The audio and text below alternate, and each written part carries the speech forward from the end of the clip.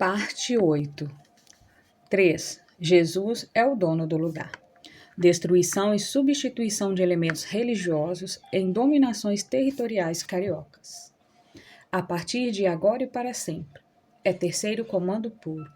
Bonde dos Tacabala. Exército do Deus vivo, lá de Israel. Álvaro Malaquias de Santa Rosa, o Peixão. Neste capítulo, ampliaremos o olhar para as dinâmicas de partilha e dominação territorial das favelas do Rio de Janeiro e as disputas entre facções rivais na formação do narcotráfico carioca. No entanto, para isso é necessário compreender, mesmo que resumidamente, o nascimento desses territórios, associados à pobreza, marginalidade, alienação e violência. Desde os primeiros estudos sobre favelas cariocas no programa de mestrado em antropologia do Museu Nacional do Rio, na década de 1970, as ciências sociais buscam compreender o fenômeno entre aproximações e distanciamentos de enigmas. A socióloga Lícia do Prado Valadares, pensando a gênese da favela carioca, provoca olhares para o que chama de herança mal conhecida, fazendo referência aos cortiços, como ficaram conhecidas as habitações precárias, organizadas em barracos do mesmo tipo, identificado posteriormente no Morro da Providência. Os cortiços eram como projetos de favela, semelhantes às favelas, considerados locos de pobreza, moradia de vagabundos e malandros que compunham a classe perigosa. A autora estabelece a relação com a Guerra de Canudos e aquilo que ela denomina mito de origem, apontando a relevância da obra Os Sertões, de Euclides da Cunha, para a construção da narrativa que conjuga favela, Canudos e o Morro da Providência no imaginário popular. Essa e outras pesquisas contribuíram para definir os principais motivadores da favelização carioca e as categorias que identificam esses territórios. Há algumas décadas e em continuidade com a pluralidade desde a sua formação, deixou de ser simples pensar favela e comunidade sem considerar categorias de classificação de institutos de pesquisas como o IBGE. A parte isso, ela também é facilmente identificada como um conjunto de habitações construídas no morro ou em asfalto, em terrenos legalizados ou loteados. Características recentes, no entanto, nos impedem de assumir essa definição apressada, principalmente em vista das considerações de Janice Perlman, professora de Planejamento Urbano e Regional na Universidade da Califórnia. A antropóloga norte-americana, que residiu por anos em favelas cariocas enquanto fazia pesquisa de campo, desde então destacando pluralidades e singularidades dos territórios, afirma que existem favelas de todo tipo. Algumas mais espaçadas, outras menos povoadas, ruas planejadas com espaços mais abertos, outras com caminhos mais estreitos. Para Perlman, o que afinal distingue a favela de muitas outras comunidades pobres que lhe são semelhantes é a ocupação ilegal da terra. Entretanto, fica evidente que nos deparamos com uma realidade controversa quando, por exemplo, analisamos o mapa do Rio de Janeiro em contextos atuais. Por meio da ferramenta desenvolvida e disponibilizada pela parceria entre o Data Lab Fogo Cruzado, o Grupo de Estudo dos Novos Ilegalismos da Universidade Federal Fluminense, o Núcleo de Estudos da Violência da Universidade de São Paulo, o Disque Denúncia e a plataforma digital Pista News. Agora utilizaremos esses indicadores surpreendentes, inclusive para os pesquisadores e especialistas em segurança pública do Estado, disponíveis no mapa dos grupos armados para pensar favelas e periferias como territórios dominados por poderes do narcotráfico e paraestatais. Os dados do Instituto de Segurança Pública do Estado nos apresentam uma cidade do Rio e grande parte do Estado, fragmentada e dominada em novas e dinâmicas categorias de território. Procurando ler e ouvir mais do que conceituar e categorizar esses territórios, consideramos favelas e periferias em paralelo, com foco na organização criminosa territorial e seus lugares de domínio. Como mapeado nessa imagem, o Rio de Janeiro é uma cidade sob dinâmicas de disputas armadas de controle territorial peculiares que a diferenciam de qualquer outra região do país, como afirmam os pesquisadores responsáveis pelos projetos. Em outras coisas, o mapa indica que essa dinâmica se encontra em expansão para outras regiões do Estado. Apesar das limitações metodológicas reconhecidas do Disque Denúncia e do Pista News, o mapa dos grupos armados ainda é a ferramenta mais interativa e atual para auxiliar na compreensão do fenômeno histórico da violência urbana fluminense. A legenda identifica os territórios dominados por facções, os em disputa e, para minha surpresa, territórios em poder de grupos paraestatais, as milícias, representadas no mapa pela cor azul, correspondente a 25,5% da área total. Quanto aos bairros sob controle do narcotráfico, assim se dividem um comando vermelho, em vermelho 23,7%, o terceiro comando puro em verde 3% e a quase extinta facção Amigo dos Amigos, identificada em amarelo 0,3%. A diferença entre territórios pertencentes às milícias e aqueles das facções é ampliada se tomado o número de habitantes e a expansão territorial. 57,5% do território e mais de 30% da população ficam sob poder e influência paraestatal ou do próprio Estado. Como afirmou o sociólogo e professor José Cláudio Souza Alves em entrevista à agência de jornalismo investigativo pública, a milícia é o Estado. Mapeados e identificados brevemente os territórios e poderes a que está submetida a cidade em ampliação e desenvolvimento para o Estado, seguiremos na leitura das dinâmicas narco-religiosas cariocas. Vamos nos deter especialmente sobre as disputas e tensões ocorridas entre o Comando Vermelho e o terceiro Comando Puro, principais facções do Estado e rivais desde sempre. Atualmente e a partir de sua gênese criminosa no Rio, a década de 1980. Narco-religião e domínio, destruição e substituição de símbolos religiosos como aspecto de dominação territorial. Contextualizados e mapeados os territórios cariocas e seus respectivos donos, retornaremos à análise iniciada no primeiro capítulo sobre o contexto do Acari, a fim de ampliarmos nossa compreensão das dinâmicas presentes nas disputas de território por meio de símbolos de dominação e identidade religiosa. Depois veremos como se relacionam as guerras de deuses e as disputas por domínio territorial, tendo a narco-religião, como temos denominado o fenômeno, como aspecto de identidade dinâmica de dominação. Entretanto, antes ainda de voltarmos à narco-religiosidade carioca, precisamos nos voltar à narco-religiosidade latino-americana, fenômeno mais amplo em relação ao qual aquela se compara. Em alguns países da América Latina, especialmente Colômbia e México, redes criminosas de economia sustentadas pelo tráfico de entorpecentes e organizadas hierarquicamente por diferentes atores, tanto ilegais quanto legítimos, incluem indivíduos e diferentes tipos de instituições sociais e econômicas, que também se apropriam de símbolos e éticas religiosas. Aliás, tomar o aspecto religioso como parte do contexto narcocultural mexicano desde a década de 1990 é fundamental para compreender as dinâmicas de proteção espiritual dos narcotraficantes que retroalimentam a narcocultura. Diante das incertezas e inseguranças de ampla camada da sociedade, novas formas de cidadania e alternativas de proteção se constituem. As devoções populares, os rituais de limpeza e cura, de empoderamento espiritual e proteção para traficantes revelam a vulnerabilidade dos sujeitos da guerra, que buscam conquistas e manutenção de poder, sem abrir mão do cuidado e justiça divina.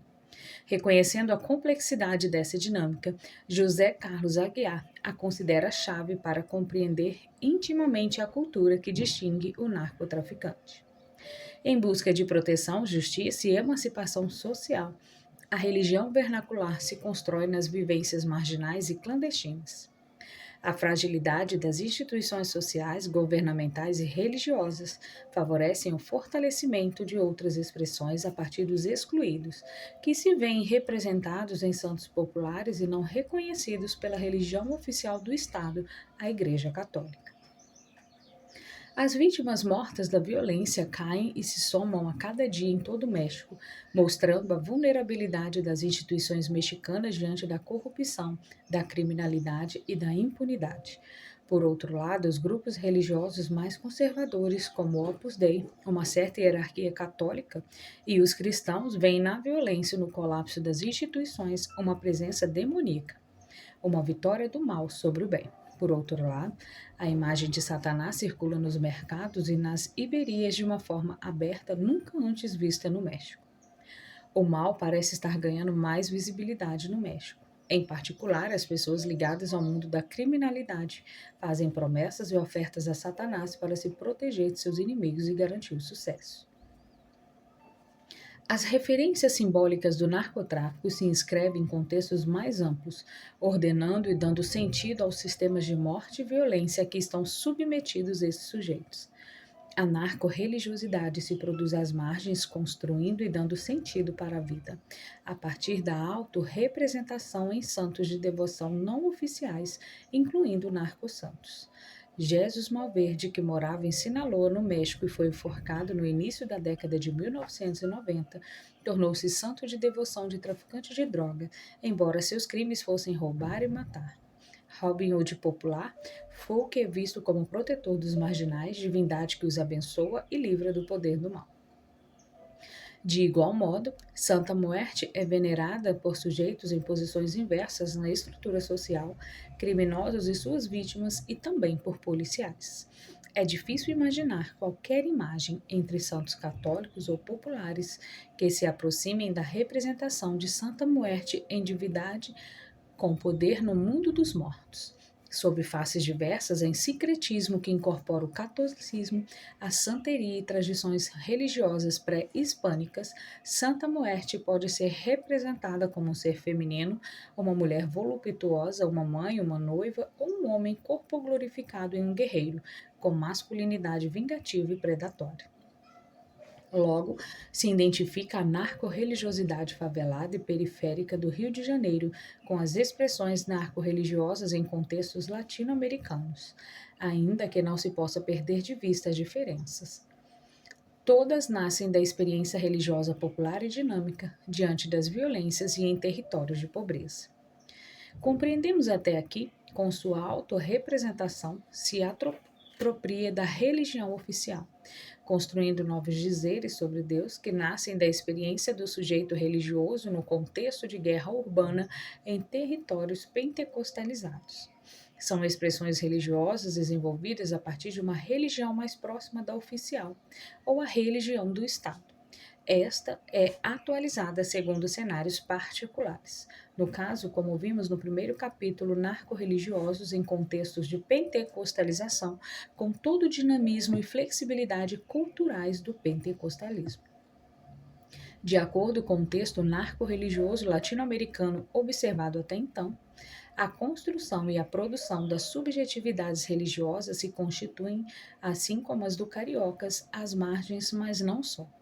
Essas novas religiosidades, nascidas de imbricações sociopolíticas e culturais, visando a justiça, liberdade, proteção e autorrepresentação religiosa que dessem conta de seus modos de ser, de certo modo estão desassociados da religião oficial.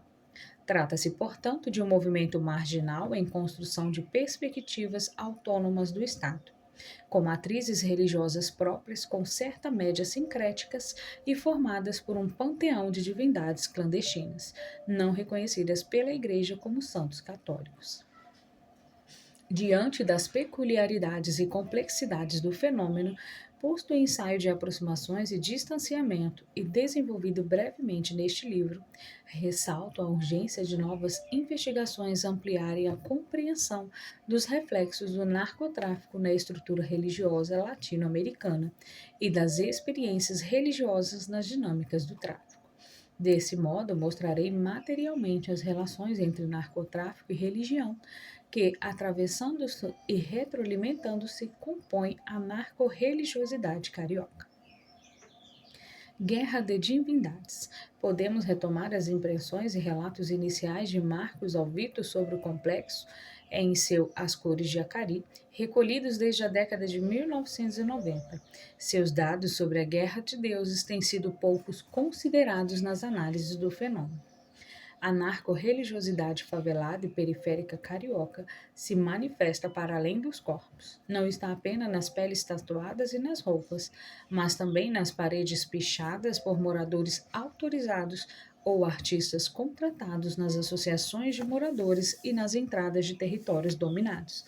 E nos louvores que explodem porta fora, vindos de casas, templos e comércios. As disputas territoriais são constitutivas das dinâmicas de guerra do narcotráfico carioca. Em nome de Deus se luta e se avança. Em nome de Deus se pede e se retrocede. Esses atravessamentos religiosos nas favelas e periferias foram identificados desde a organização facciosa no Estado por pesquisadores, investigadores e comunicadores. A edição de 6 de abril de 1997 de A Notícia registra a decapitação de uma entidade da Umbanda, Exu Caveira, identificada com Capeta, e a representação de outras, Cosme e Damião, por provável devoção do responsável pelo ataque ao traficante Cadeira. Decapitado, Exu Caveira, entidade do candomblé, perde a cabeça por traficante manter o domínio do Morro do 18. Numa prova de poder absoluto sobre o movimento do Morro 18 em Água Santa, o bandido Cadeira violou um santuário construído pelo rival Peidão e cortou a cabeça da imagem de Exu Caveira para mostrar que está se lixando até para o próprio capeta. Mas sabe-se lá por devoção, ele poupou as imagens dos santos gêmeos Cosme e Damião.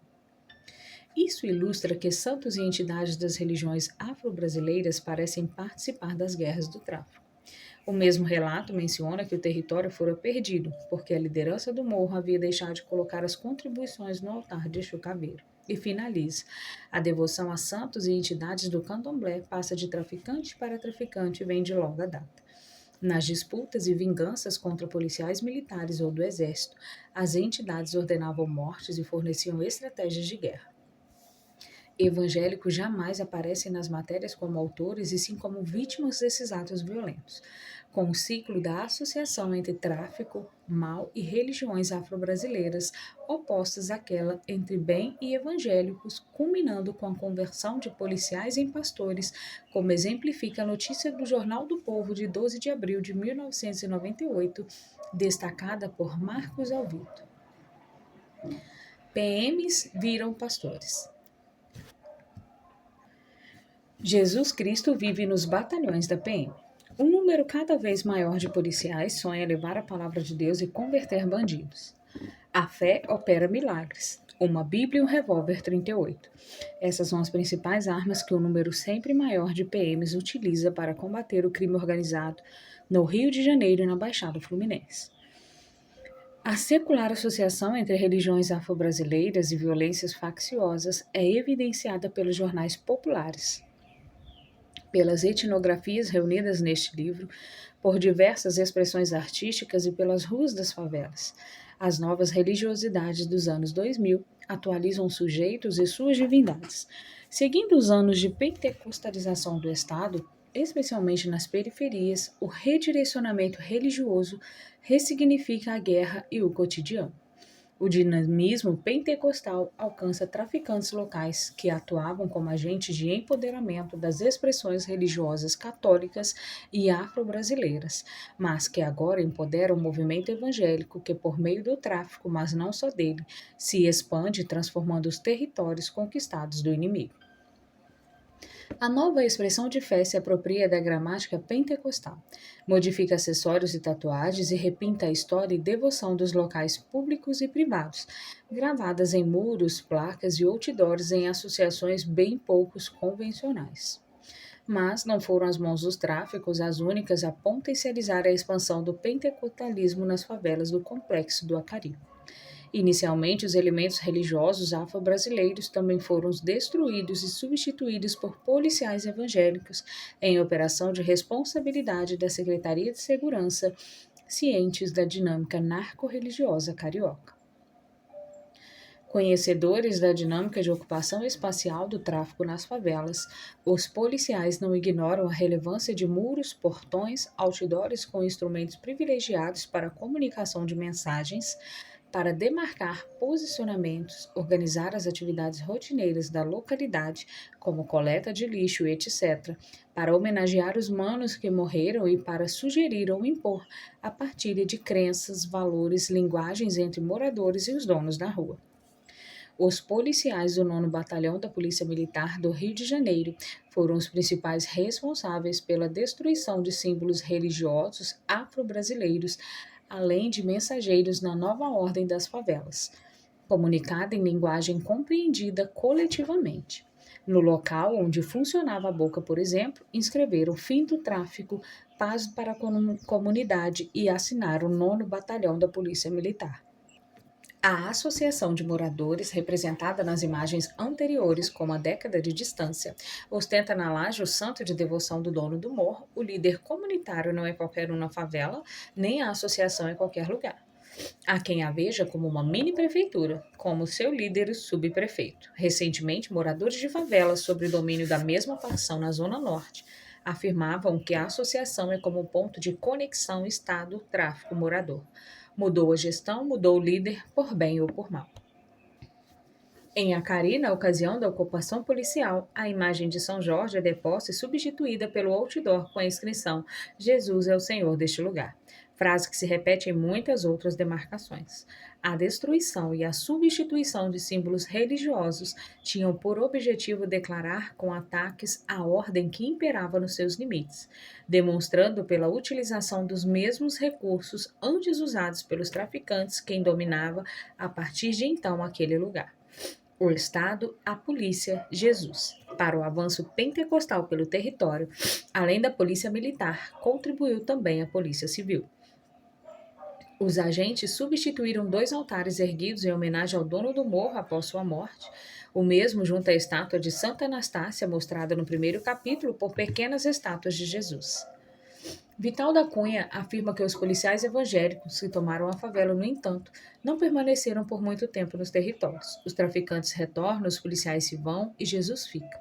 Ou seja, a expansão evangélica, concomitante à ocupação policial, mesmo com a retirada do Estado, ganha novos agentes e patrocinadores, os traficantes evangélicos. Após a retomada da favela e a conversão de Jeremias, a presença de evangélicos entre integrantes do TCP no complexo de Acari se torna decisiva, anunciando que a manipulação de símbolos religiosos seguiria até que todo o território se encontrasse dominado e identificado por seu santo de devoção, guerreiro e protetor. Estratégias de ocupação de espaços comuns, emprego de símbolos para apresentação de códigos, novas regras éticas de demarcação de territórios permanecem como estruturas de linguagem que anunciam novos tempos na favela. Um novo Deus para a mesma guerra. Jesus é o dono do lugar.